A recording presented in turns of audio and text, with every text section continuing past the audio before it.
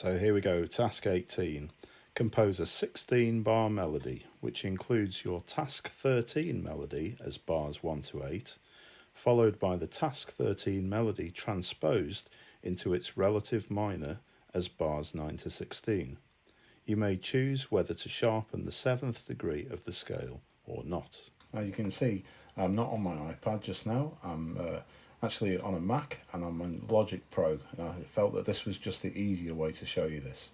So what I've got up at the top here, I've recorded in the melody that I wrote for task 12, but of course task 12 was a 4-bar melody, so I've just developed it a little bit.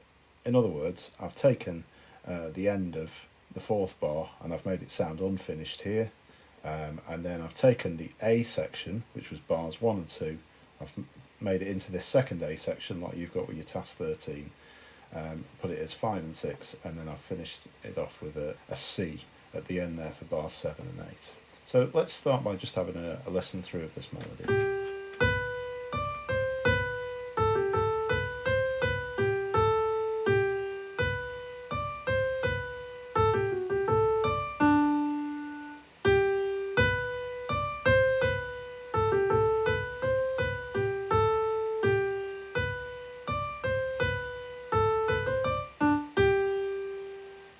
Okay, all we need to do for task 18 is, having got this 8-bar melody, we're going to follow it immediately with a development, and the development for this task in bars 9 to 16 is it's going to continue in its relative minor.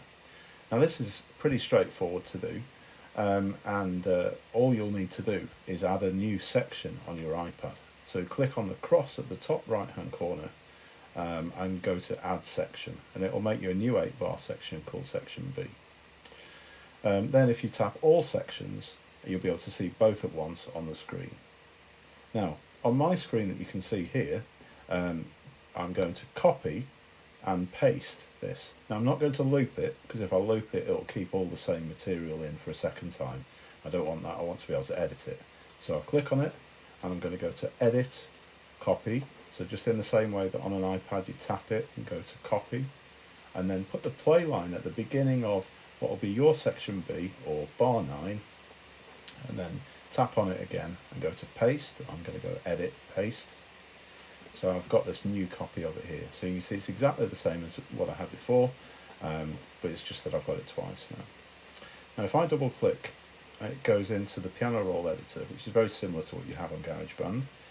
And I'm now going to convert this into the relative minor, which, if you looked at the key scale comparison that we did for task 17, you could work along every point of the scale. So point of the scale 1, the tonic, in G major is a G, in E minor is an E, and what you could do is you could look for every time there's a G and then move it down to an E, and then do all the other notes in that way. So you could compare what the point of the scale is like, and that note would be in the relative minor. There is an easier way to do it, which is great, so use the software to your advantage. If you click on all of the notes and drag them down very, very carefully, making sure you don't pull them out of time. So that first note, instead of it being on a G, I'm going to pull it down to an E. 1, 2, 3 semitones down. So it's almost finished now. It's almost in its relative minor already, amazingly. This note here is G sharp. Now you'll notice on the row for the E minor scale, we don't have G sharp in E minor, it's a G. And one of the features of a minor scale is a flattened third note, so the third note being G or G sharp. So let me select all of those, and I'll just drag them all down onto G. And then we'll listen back to it, and you'll be able to hear that it is now in E minor.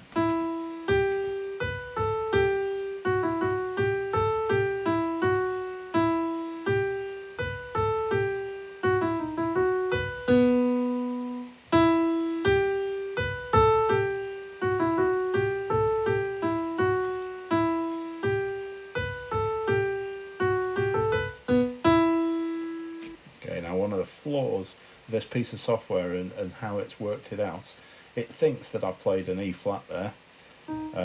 It's just not quite clever enough to know that the note that I need, because I'm now in E minor, is a D sharp rather than E flat.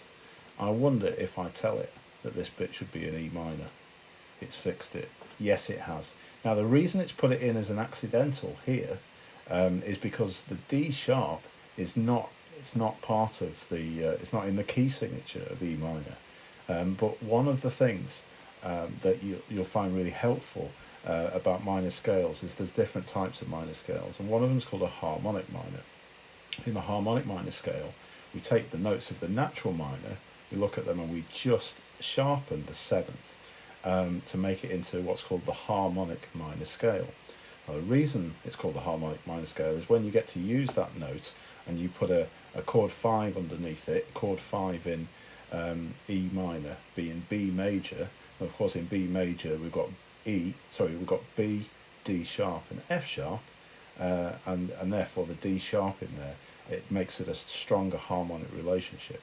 So it might be helpful, or might be interesting for you to try to compose your music with a D natural and then change it to a D sharp and compare the sound of that and see what that does.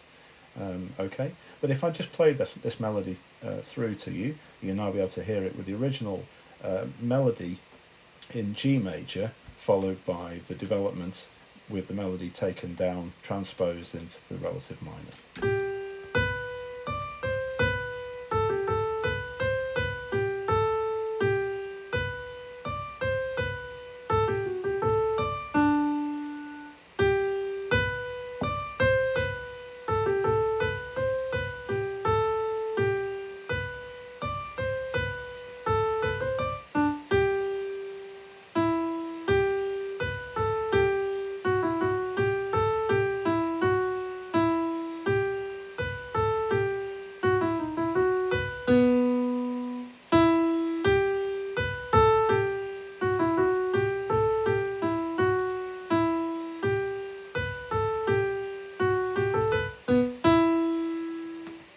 There we go.